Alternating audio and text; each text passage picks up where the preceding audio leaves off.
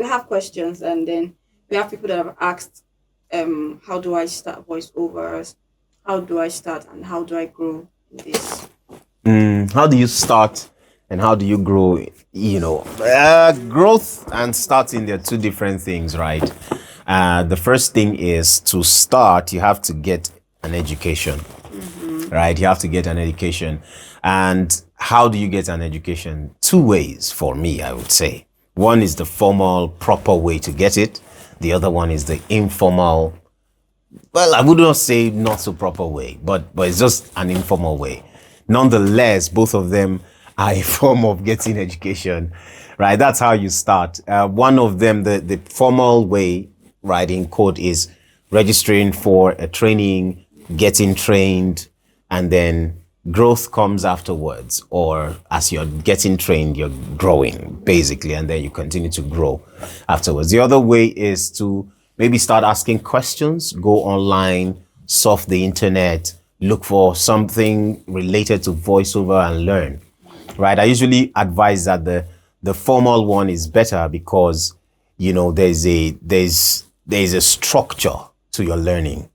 There's something that you're learning that is specific to your level as a voiceover artist, right? But the informal ways, you're just all over the place. You don't know what you should start with, or what you can go here today and come here.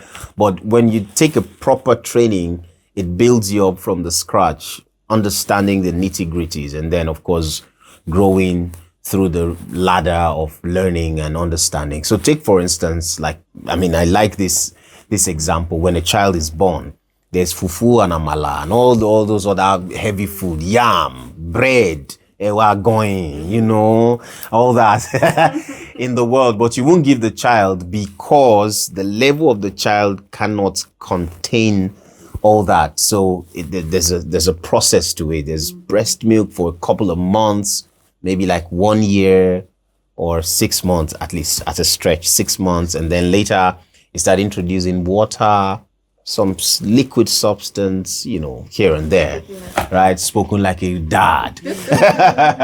So small, you now start introducing small swallows here and there. Small, gradually, small rice, maybe one seed of rice, just because the child is so interested. Because all these children, they get to a point where they just want to eat the heavy food you're eating. They are so interested, but you can't still give them because it's not their time to start eating that.